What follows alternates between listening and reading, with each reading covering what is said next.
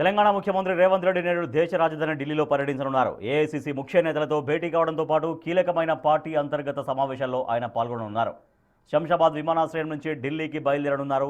మధ్యాహ్నం ఢిల్లీలో జరగనున్న కాంగ్రెస్ పార్టీ వర్కింగ్ కమిటీ సమావేశానికి ఆయన హాజరవుతారు. ఈ సమావేశంలో రాష్ట్రానికి సంబంధించిన కీలక రాజకీయ అంశాలతో పాటు పార్టీ బలోపేతంపై చర్చించనున్నారు సీఎం.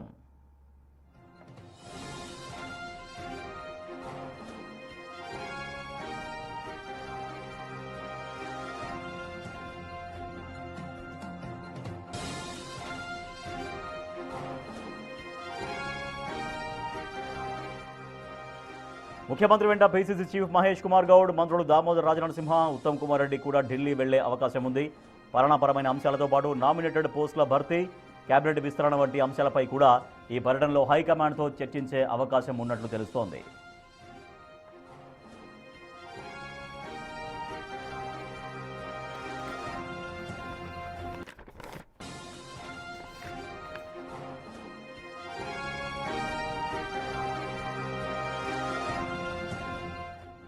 తెలంగాణ సీఎం రేవంత్ రెడ్డి నేడు ఢిల్లీలో పర్యటించనున్నారు.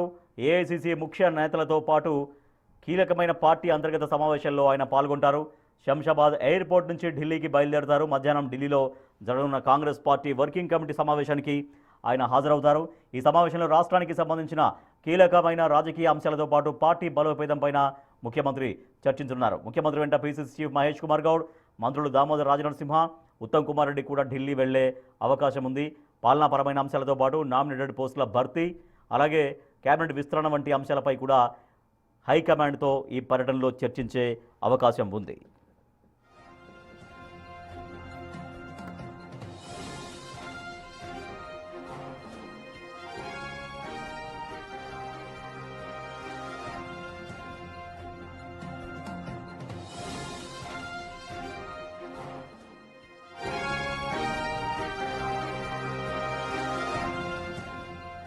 బ్రేకింగ్ న్యూస్ చూస్తున్నాం. తెలంగాణ సీఎం రేవంత్ రెడ్డి ఢిల్లీకి వెళ్తున్నారు. శంషాబాద్ ఎయిర్పోర్ట్ నుంచి ఢిల్లీకి బయలుదేరబోతున్నారు ముఖ్యమంత్రి రేవంత్ రెడ్డి. ఇవాళ కాంగ్రెస్ పార్టీ కీలక నాయకులతో, పార్టీ అధిష్టానానికి సంబంధించినటువంటి కీలక నాయకులతో సమావేశమవుతారు. కాంగ్రెస్ పార్టీ వర్కింగ్ కమిటీ సమావేశానికి కూడా ముఖ్యమంత్రి హాజరు కాబోతున్నారు. రాష్ట్రంలో కాంగ్రెస్ పార్టీలో ఉన్నటువంటి ప్రస్తుత పరిస్థితి, అలాగే ఇంకా తాజా రాజకీయ పరిణామాలపైన చర్చించబోతున్నారు. అలాగే మంత్రివర్గ విస్తరణ ఇంకా పూర్తి స్థాయిలో జరగలేదు. సో దానికి సంబంధించి కూడా ఇవాళ చర్చించే అవకాశం ఉంది. అలాగే నామినేటెడ్ పోస్టుల భర్తీ కూడా కొంత పెండింగ్లో ఉంది. కాబట్టి అన్నిటిపైన ఒక క్లారిటీ తీసుకునే విధంగా కాంగ్రెస్ పార్టీ అధిష్టానం పెద్దలతో ముఖ్యమంత్రి రేవంత్ రెడ్డి చర్చలు జరపబోతున్నారు. ఇవాళ ఢిల్లీలో మా ప్రతినిధి శివ మరింత సమాచారం అందిస్తారు.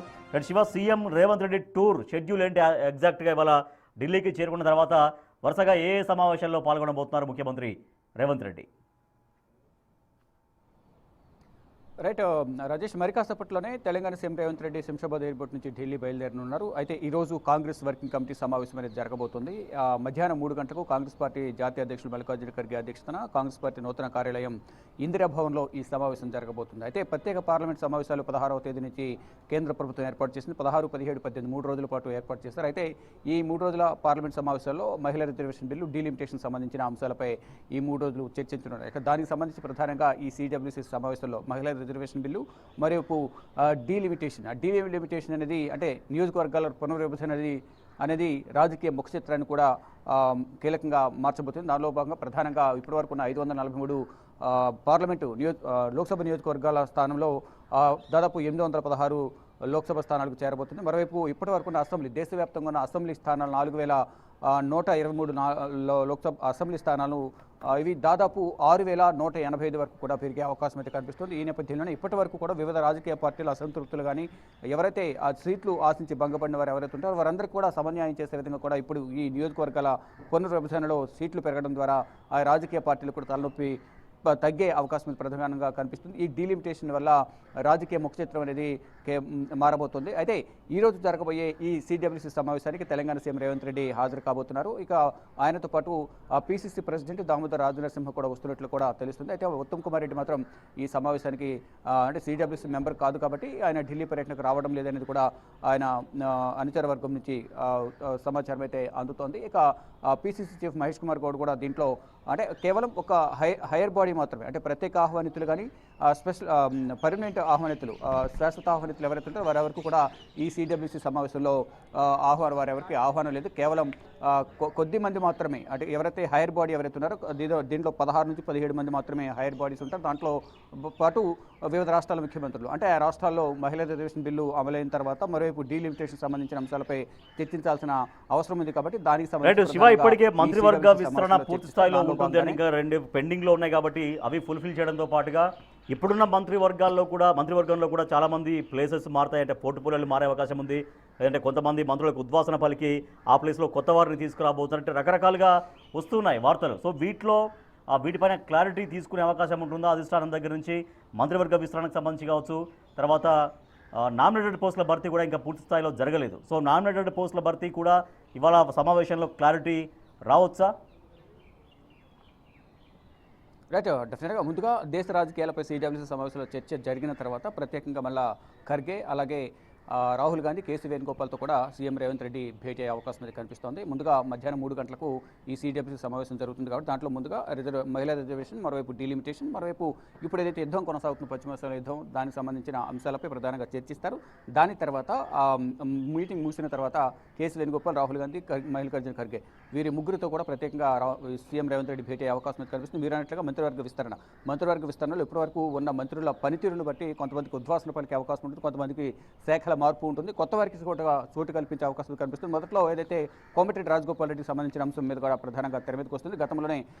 గత 20 రోజుల క్రితం కోమటిరెడ్డి రాజగోపాల్ రెడ్డి ఢిల్లీ వచ్చి కాంగ్రెస్ అధిష్టానం పెద్దలను కలిసినట్టు తెలుస్తుంది. ఆయనకి ముందుగా ఏదైతే పార్టీలోకి బీజేపీ నుంచి కాంగ్రెస్లోకి వచ్చే సమయంలో ఇచ్చిన హామీ మేరకు ఆయనకు మంత్రివర్గ విస్తరణలో అవకాశం ఇచ్చే ఛాన్సెస్ అయితే కనిపిస్తున్నాయి. ఆయన కూడా ఈ కేబినెట్ విస్తరణలో భాగంగా ఆయనకి కేబినెట్లో తీసుకుని కొంతమందికి ఉద్వాసన పలకడం కానీ శాఖల మార్పు కానీ ఉండే అవకాశం అయితే కనిపిస్తుంది. మరోవైపు ఇప్పుడు ప్రధానంగా కొంత చర్చ అయితే జరుగుతుంది. పీసీసీ మార్పు కూడా ఉండొచ్చు అనేది కూడా కొంత ప్రధానంగా చర్చ జరుగుతున్న నేపథ్యంలో కొంతమంది ఎవరైతే ఆశావాహులు ఉన్నారో వారందరూ కూడా ఢిల్లీ వచ్చి అధిష్టానం పార్టీకి సంబంధించినటువంటి మీటింగ్స్ కోసం ముఖ్యమంత్రి వస్తున్నారు. పార్టీ సిడబ్ల్యూసీ మీటింగ్ కావచ్చు, తర్వాత కాంగ్రెస్ పార్టీ పెద్దలతో సమావేశం కావడం ఒకటైతే, సో ఎలాగ వస్తున్నారు కాబట్టి ఎవరైనా కేంద్ర మంత్రుల్ని కూడా కలిసే అవకాశం ఉందా? రాష్ట్రానికి సంబంధించినటువంటి విషయాలను ఏమైనా కేంద్ర మంత్రుల దగ్గర ప్రస్తావించడం, ఏమైనా ఉంటే పెండింగ్ సమస్యల కోసం పర్సీవ్ చేయడం కోసంగా ఎవరినైనా కలిసే అవకాశాలు ఉన్నాయా? రైట్, డెఫినెట్గా అపాయింట్మెంట్స్ దొరికితే కలిసే అవకాశాలు ప్రధానంగా కనిపిస్తుంది. కానీ కొంతమంది ఈ ఎన్నికల ప్రచారంలో బిజీగా ఉన్న నేపథ్యంలో ఎవరి అపాయింట్మెంట్ తీసుకున్నారు, ఎవరి అపాయింట్మెంట్ అడిగారు, వారు ఇస్తారా లేదనేది కూడా ఇంకా మనకి మధ్యాహ్నానికి క్లారిటీ వచ్చే అవకాశం అయితే కనిపిస్తుంది. కానీ పార్టీ పరంగా పార్టీ బలోపేతం, పార్టీ అంతర్గత విషయాలపై ప్రధానంగా మంత్రివర్గ విస్తరణ, నామినేట్ పోస్టులు కానీ ఇప్పుడు ప్రచారం జరుగుతున్నట్టుగా పీసీసీ మార్పు, వీటన్నిటి అంశాలపై ప్రధానంగా చర్చ జరుగుతుంది.